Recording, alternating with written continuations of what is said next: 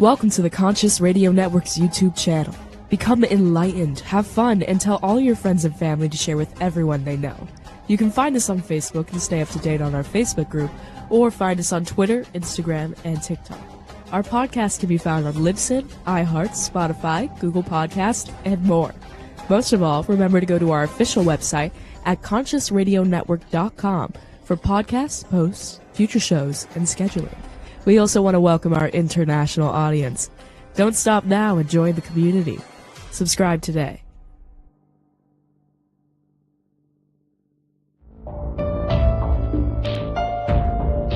This is the Conscious Radio Network.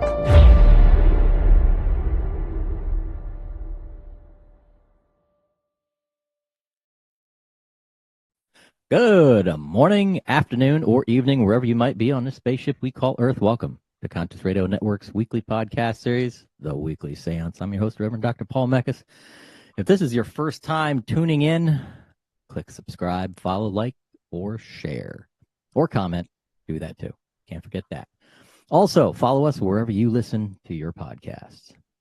Today, award-winning health expert Nicole Kerr is the author of Are Deathless. She has appeared on CNN, PBS, CBS, ABC, the Food Channel, and hosts other TV and radio shows to share her unique perspective on wellness, lifestyle, and nutrition. Today, though, Nicole will share her life-transforming experiences of her own death when she was forced to shed ascribed identities, such as being a people pleaser, to instead develop an authentic, loving relationship with herself and God. Her story proves that we can put to death the punishing, angry God that man created. This allows the beautiful God of love and acceptance, whom she encountered in her own death, to emerge and accompany us in a day-to-day life. Let's welcome to the show for the first time, Nicole Kerr. Welcome to the show. Thank you so much. That is the best greeting I have received yet. So I am delighted and, as you can see, enthusiastic and passionate, and very grateful that you're going to have me on your platform today. So I'm looking forward to our discussion, Paul. Same here. You are very, very welcome. Very humbled with your appearance with us today, and Thank you. very welcome. So, how did this? Well, let's start to the experience. How did that experience start? The experience started when I was 19 years old, and I was a cadet out at the United States Air Force Academy, which is one of the three military academies. And they recently had admitted women back in the first class graduated in 80, so mine was 86. So it was a relatively new concept. And needless to say, my father was a graduate, and then he went into the Marine Corps, and he wanted one of us four kids to follow in his footsteps. And I was desperate for my father's attention, his love, his approval, as are all children, okay? And since I wasn't a boy, I was the second child, and I was a girl, and the third one was a boy, but I still wanted to be number one in my dad's eyes. So I applied. And to my shock, I got accepted. And needless to say, within the first 3 weeks, a boot camp training, I knew I was in the wrong place. Okay. I was like Private Benjamin, if you remember that movie. I just was not my soul. None of our souls are designed to kill other humans. And I think that's one of the reasons that we have 22 veterans, and I am a disabled veteran myself, commit suicide every day, because from a soul perspective, you have a soul wound. And if you don't get that wound healed through, it's a soul loss, you have to heal that wound in order to get in alignment and to function properly in this world. So it started at 19. I knew I was in the wrong place, except I could not please my father. I am a recovering people pleaser. And let me tell you, that identity of people pleasing Yes, most of us have to do it during our younger years in order to survive. We have to please. We come in with that, but it turns on us later because we can't be honest with ourselves. We have to say what someone else we think they want to hear in order to please them. And it really does a lot of destruction to ourselves. And it's not being honest with ourselves or others. So we can't really develop into who we are. So for those of you who are suffering with this identity and it's not serving you, it's a false belief system, you need to find help to let go of it and quit trying to please others, because at the end of the day, it doesn't serve you and it really doesn't serve anybody else. Yeah. Yeah. It's kind of, yeah, it's lying to yourself and lying to others. Because, I mean, you could be pleasing somebody in the wrong way. That's not what they're looking for. That's exactly right. That's why I said it can turn on you. You know, you think you know, and then boom. So anyway, back to how this all started. I made it through my first year. Don't ask, by the grace of God, I did. The second year started, and we had a big squadron party to start off the new year. And I was getting a ride back to the academy from the Monument, Colorado, which is there's a state park there that we were at playing softball, and there was, you know, food and beer and stuff like that, and it was sponsored by the Air Force. So I was one of the last to leave, and I got a ride back with a senior cadet since I was a sophomore. And needless to say, he had a different agenda than I did. And he wanted to stop and have a couple more beers. He wanted to have a cigarette. Now, I come from the South. I come from Jackson, Mississippi, the Bible Belt. Very, very conservative household I grew up in. Very church-oriented, Southern Baptist, Lutheran. And my grandfather was an alcoholic. So my dad forbade us to drink alcohol. So the rules in our house, plus his 10 commandments, was no drinking, no smoking, and no dating upper cadets. Well, this guy wanted to stop and have a couple more beers before we had to go back. And then he wanted to stop and watch the Rocky Mountains, the sunset from behind that. And that's when I got a clue. He wants to make out and have sex. Duh. But I never had been on a date. My dad didn't think, you know, I needed to date, you know, just don't go out with these guys. And I'm like, you're sending me to school with 4,000 guys and you're telling me not to date. but that's my dad, you know, it's just like, don't do it. And so anyhow, we never made it back to the academy. He turned out that later my memory came back 19 years. Now think about that, Paul. I'm 19 years old when the wreck happens, and 19 years later, my memory comes back when I am coming out of a Starbucks in Atlanta, Georgia, working for the CDC. And all of a sudden I remember exactly the way I was sitting in the Corvette convertible. It was a 1965, did not have seatbelts. And the last thing I remember was leaving the scene where the Rocky Mountains were, where we were. And he was, upset with me for not wanting to go further than kissing, and got back on the road, and later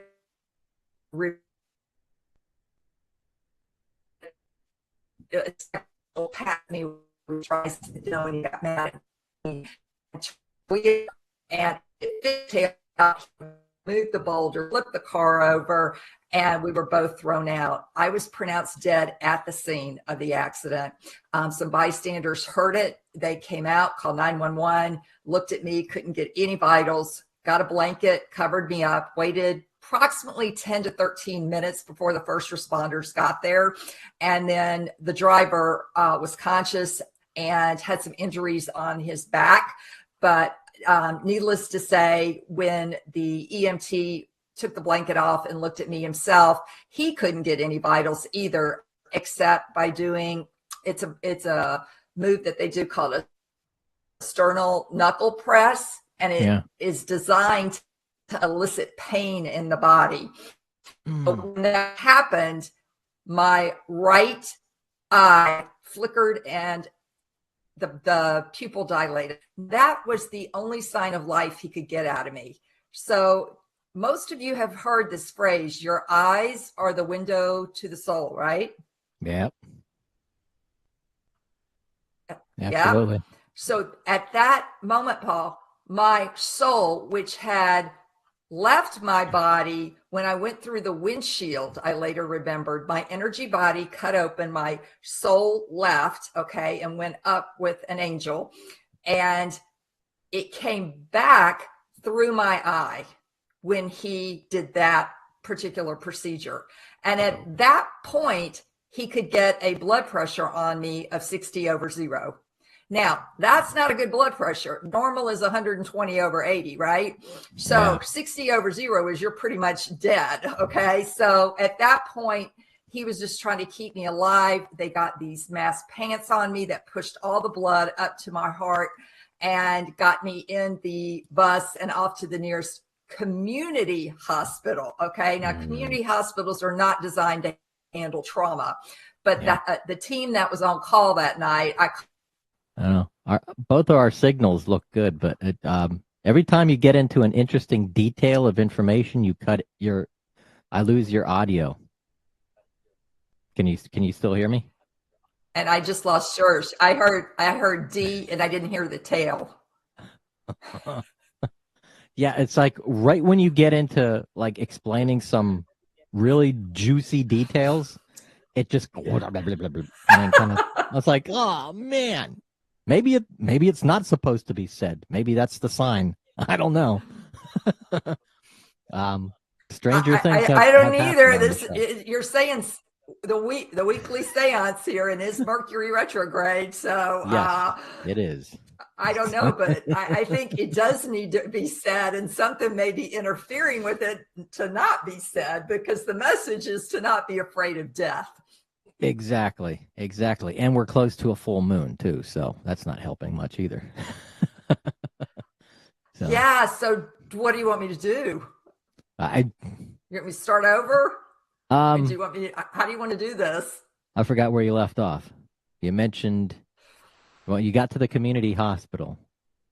And they're not designed to handle trauma. So I had a female surgeon on call that night. That's when they used to have pagers, and she was the first female surgeon in Colorado Springs, the first female student to go to Jefferson College to get her medical degree. So she was a maverick in her own right. And I talk about her in the book as well. And she was one of my angels.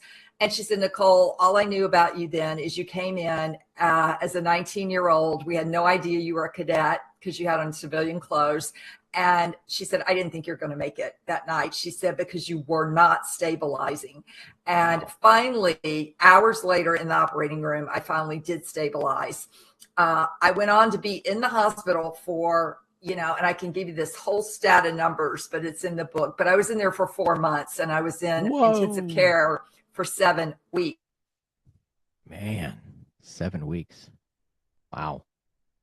You paused again. Your signal paused and went flaky. Maybe it's also the house, because you said the house is from the 1800s. So maybe there's some other spirits in the house that are going, no, you're not supposed to talk. All right. So let's see. We'll pick back up off of 4 months in the hospital. Yeah. Yeah. Okay. And 4 months in the hospital. Yeah, I was in the hospital for 4 months. I was 7 weeks in ICU, 6 major operations. I coded in one of those operations. My heart stopped. They had told my parents that I died and to start a funeral. And 2 minutes later, my heart just started beating again on the operating room table. So that was another instance of another near-death experience. And then another one was when my lungs started filling up with fluid, and they could not, the needles that they were using to pull off the fluid, they just kept filling back up. And so the doctor finally just said that, Nicole, the only thing that's going to do it is could be this diuretic. And if it doesn't work, you're going to pass. And I'm going, oh my gosh. So she gives me the diuretic, and I peed off 3 quarts of fluid. And so I came close that time again to just go back to the other side. And I will tell you, 19 years later, when in the interim, the only thing I remembered was bright white light. And Dr. Raymond Mooney, who actually coined the phrase near-death experience, that's the number one, I would say, experience that all NDEs have in common is the bright white light. It's a clear light. It's not something that's going to blind you. So, and it's very, very comforting. It's very blissful. It's very, oh, you're just like you're floating in the clouds, you know, it's safe. It's just pure unconditional love. So that's all I remembered. And the surgeon said it was not the operating room lights. You didn't become conscious and see them. It was something on another realm, on another side, whatever. She said, I don't know what to call it exactly, but it was not of this realm. Yeah. So then when my memory came back, that is a whole different part of my life, because after that, I just got on with life. My parents didn't believe in mental health. They told the doctors that God and Jesus were our psychiatrists. And that unfortunately was not true, in that sense that I needed mental health support, because as a result of not getting that, I developed an eating disorder back in the 80s when it wasn't really known. It was compulsive eating, and now it's known as binge eating disorder. So I had to deal with that for 20 years. And that was how much I hated myself, because my father and mother blamed me for the car crash. You know, if you hadn't gotten in a car with that drunk guy, if you hadn't, you know, it wasn't about him, even though the state of Colorado pressed charges against him. He was driving and he was drunk, you know, it was still in our family. It was that condemnation and that shame that I took on, that I had failed. I had disappointed my father, and I had spent, and this is where the people pleasing still comes in, I had spent most of that 20 years trying to make it up to them. And they never budged from that. And as a result of disappointing my earthly father, the way we were raised, I also disappointed my heavenly father. So why would I want to come back? When I was on the other side, it was amazing. It was blissed out beyond bliss, I guess. And, you know, I didn't want to come back. And the reason is because, think about it. I could see when I left my body, I was in the soul form. Okay. So that energy, breath, soul. I could look down and see my physical vessel laying in the ditch. I could see all the injuries, and I'm like, why would I want to get back in that body? It's going to be painful. I mean, painful, because I'm going to have to learn how to walk. I'm going to have to learn there's a lot of things that I'm going to have to overcome physically, and some that I'm going to have to live with the rest of my life and learn to manage. Why would I want to get back in that kind of body where before I had been limitless? Okay. And then secondly, I'm going back into a family system, especially my parents, that believe in a God that's dual. It's God is loving and protective and will meet your needs if you ask, and you're a good girl and you do all these rules. And then on the other hand, if you don't and you screw up, you're a sinner and you're going to hell, and the wrath of God's going to come on you and you're going to be punished. So a lot of the religions believe that energy, it is love. God is love. There is nowhere that God is not. And you don't have to go through others or anything to get to God, because God is within. We all are eternal sparks of God. And so that really helped me understand why I had disconnected from the concept of the God of my understanding that I grew up with.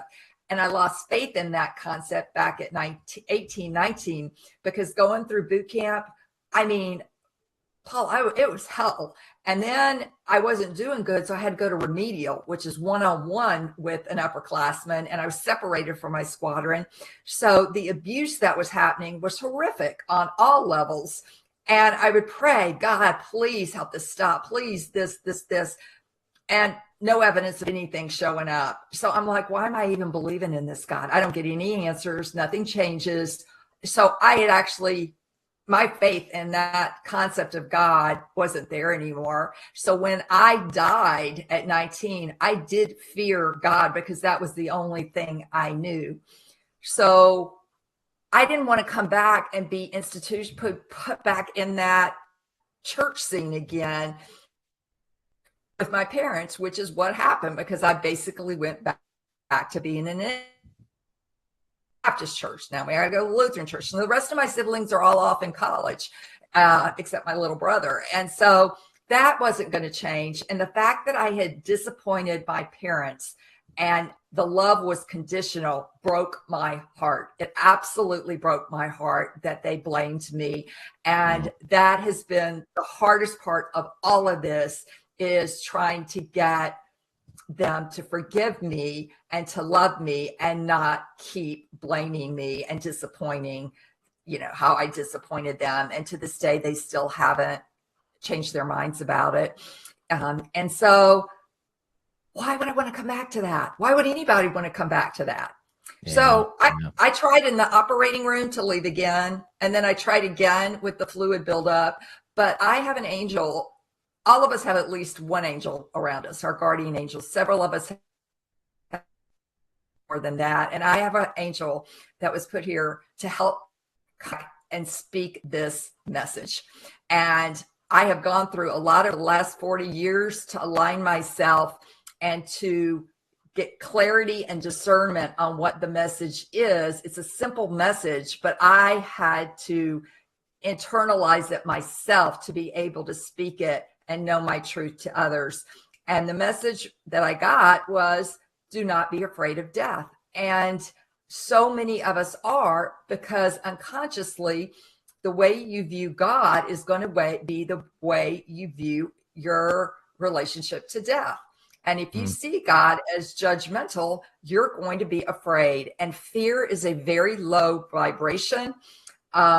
Fear does not give us the clarity that we need to make the right decisions for ourselves, because we're making our decisions from that amygdala, the fight or flight place here in that back of the brain, and not from the prefrontal cortex, which is where your executive reasoning and thinking come from.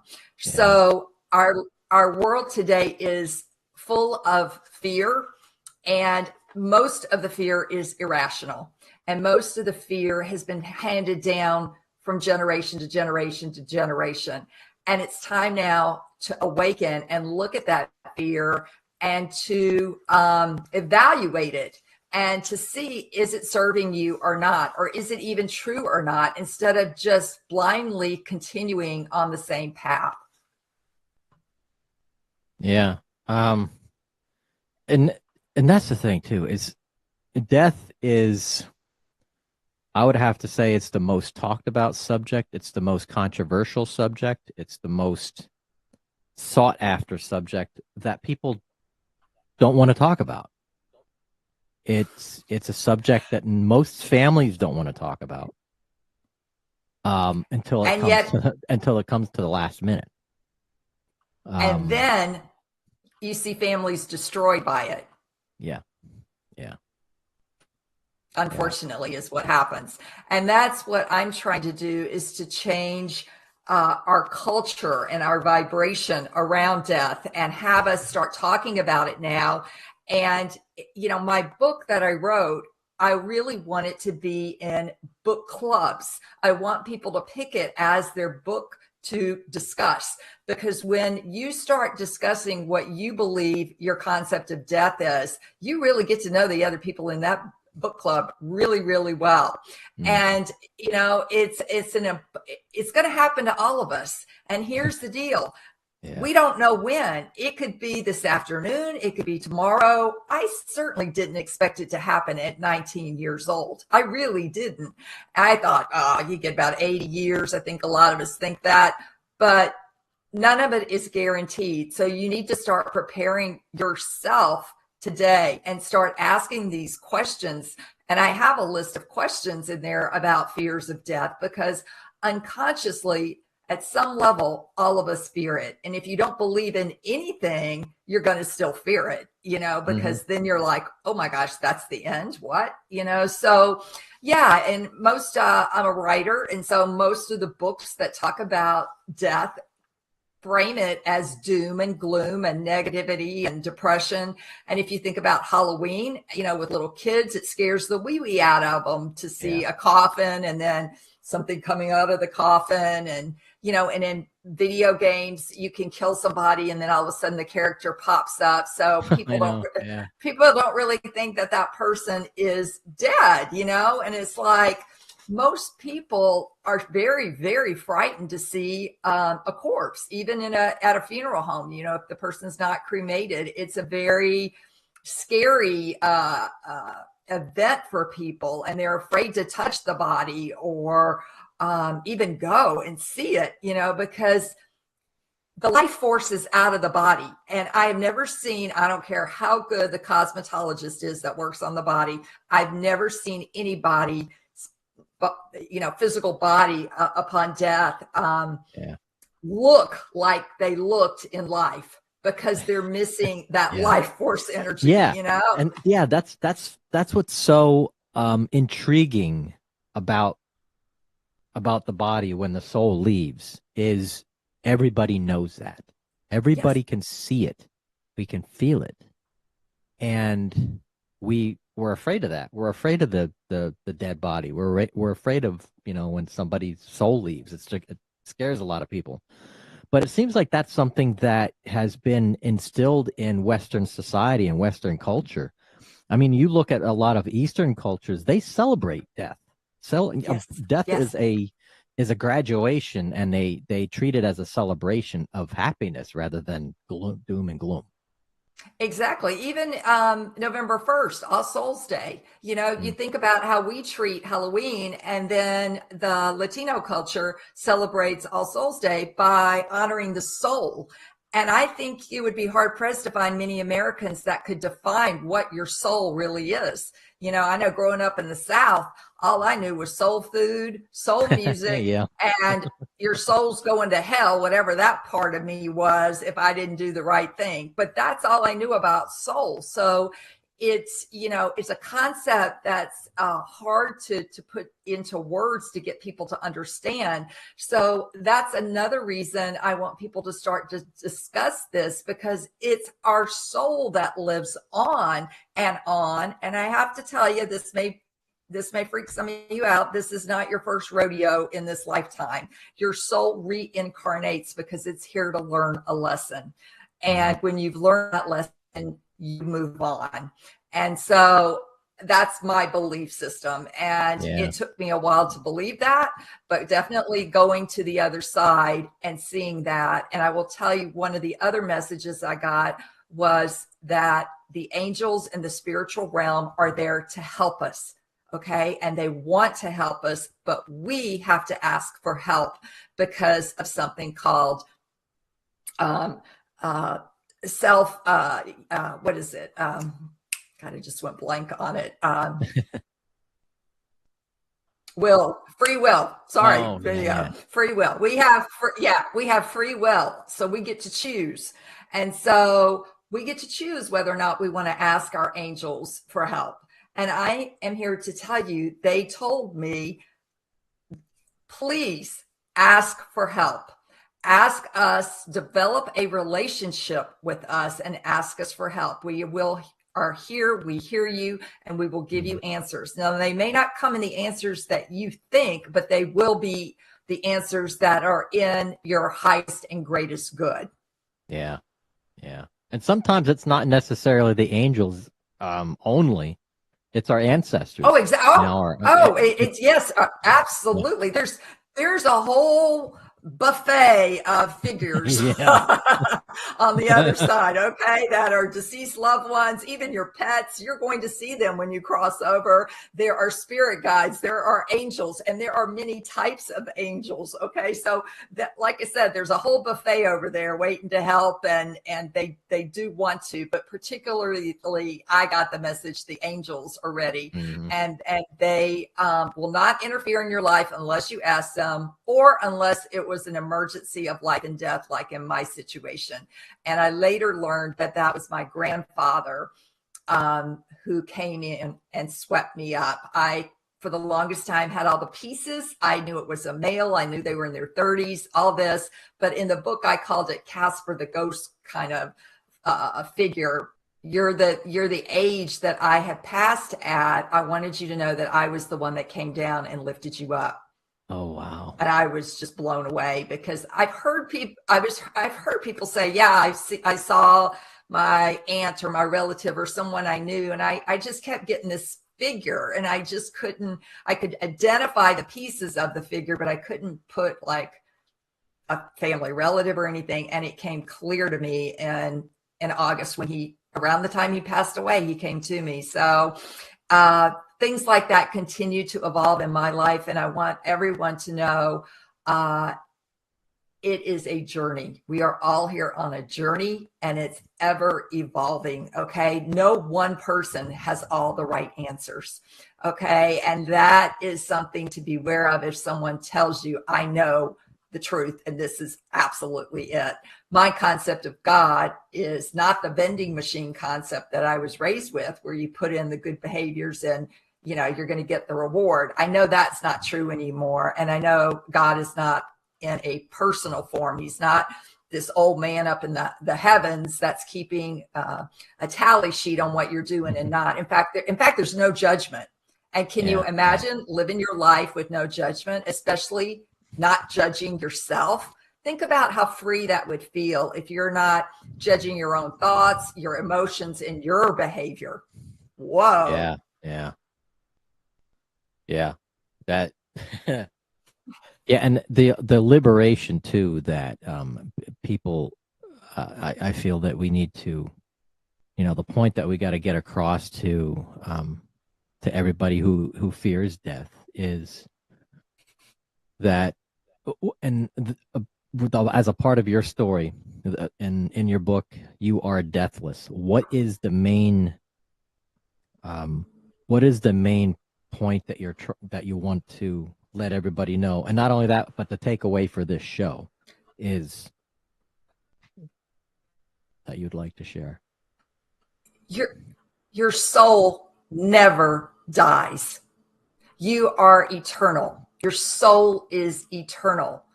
And that's why you are deathless, because your soul, that part of you, that breath that you is involuntary. You don't have to think about breathing. Okay. But when it stops, all of a sudden you get panicked, right? It's a scary feeling, but that is what I want people to know, is that your soul never dies. You are, in your purest essence, perfect, the way you were created, of light and love and absolute beauty.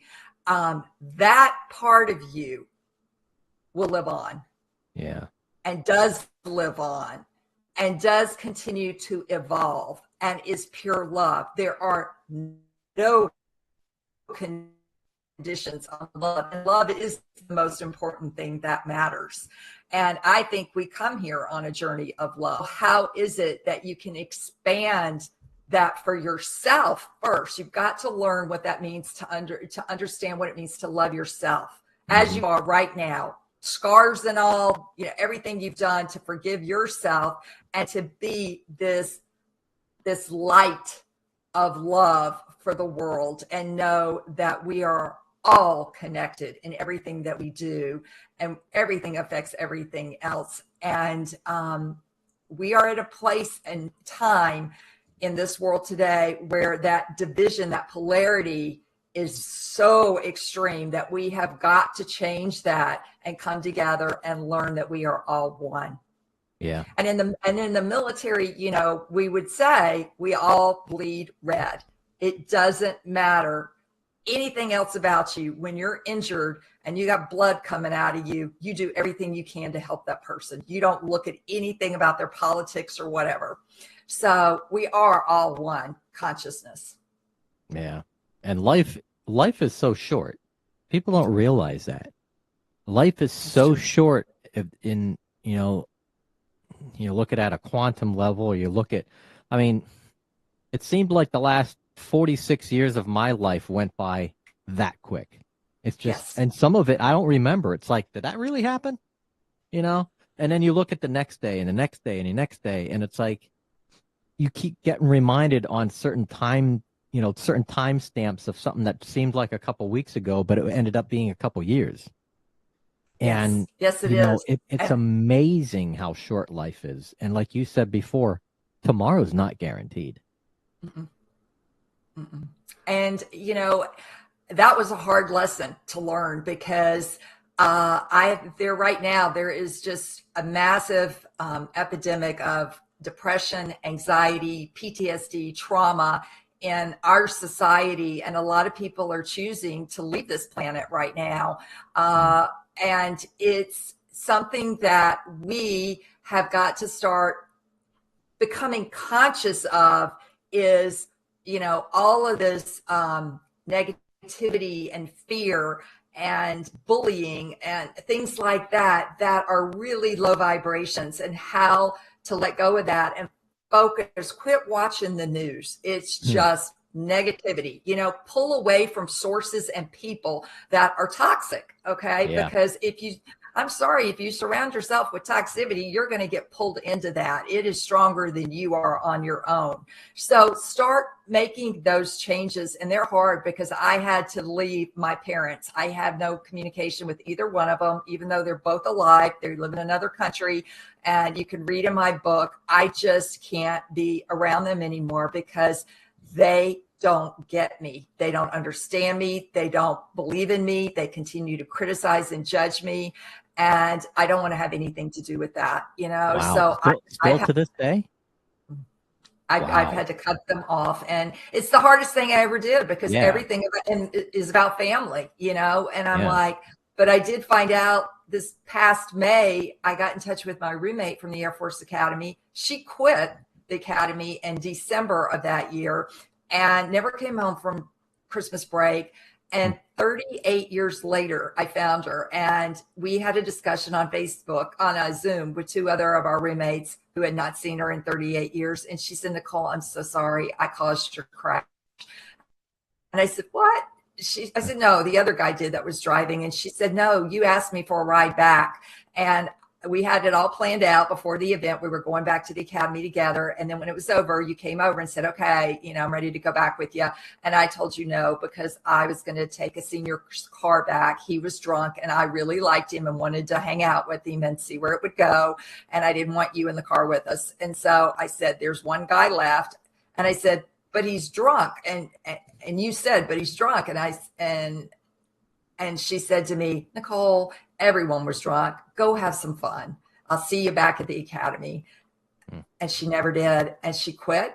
And she has been guilt-ridden and haunted by that decision. And that's another part that I want to tell people, is you have to clear the air and communicate about what you perceive something happening and somebody else, because I never remembered that part. And boy, did that automatically just lift me up, going, "See, okay, I did know that that guy had been drinking. I did know that I had tried a different way." But when I explained that to my parents, my dad said, "Well, you just should have walked back to the academy. You still made a bad decision." I mean, in his mind, it's always going to be a bad decision. So that's when I said, "Screw this, I'm done." So it's, and unfortunately, that is a lot of that generation, a lot of that military mindset, a lot of, it's black and white. There's no gray. And under those emotions move through our bodies instead of staying stuck up here. Ah! Yeah. Yeah. Let the emotions move through our body instead of just intellectualizing emotions. Yes, I'm angry at that guy. Let it move through your body instead of staying stuck up here because you're not processing it. And those are the things that I work in my practice. I'm taking a hiatus now, but to promote my book. But that's what I worked with people on, because you can know with knowledge that you don't need to eat a pint of Ben and Jerry's every single night. But if you're getting stressed and triggered every night and you don't know why, you're going to eat that pint every night, regardless of your education or knowledge, because you're trying to calm yourself down with that dopamine hit of that sugar. And it does work temporarily, but you're not dealing with the root issue, and you wind up sabotaging time and time again. So you have to get at that unconscious belief system that you never unraveled, that keeps trying to unravel so that you can upgrade your brain and do it differently. Yeah. Yeah. It's amazing. It's amazing. We got to be careful of our emotions, how we feel. Yeah. How do you feel at a particular point in time that it doesn't seem right? Because normally we'll blow up and just like, and then just go, stump. Like, okay, you stump your foot on the, stump your toe on the edge of a wall or a chair or something like that. Was the first thing we do. Oh my God, I start cursing the gods and stuff like that. And I mean, yeah, but what are you blaming? Are you blaming the wall? Are you blaming the chair? Are you blaming yourself? Or when it comes to certain feelings of what's going on in the environment, it's like we have to pay attention to these emotions. Why are we reacting to it? What is causing that trigger? And then we got to start asking questions. Death brings emotions up. Yeah. Yes. Cool. Now it's people not can easy. go Transformation is not easy. No, it isn't. No, it isn't. And trying to be conscientious of everything. We never got an owner's manual or a user's manual for this body. When we were born into the thing, it's like, you're on your own now. But I tell you, the key is awareness, because once you become aware of something, you can't become unaware of it, and you have to do something about it. Yeah. That's what I'm hoping people will do with this topic of death, is become conscious about it, realize there are things you can do and need to do to start preparing for your own death, the death of your loved ones, and how you can help make it easier for everyone to gracefully transition, including yourself. Exactly. Yeah. Trying to find the easy way out. Well, I'm telling you, there are a lot of people cursing their mom and dads right now that are having to clean out the clutter from their homes dealing with the wills and the trust and the estates and the lawyer fees and all of that, saying, why didn't you have this set up? I thought you had this set up, and they didn't want to deal with it. Yeah.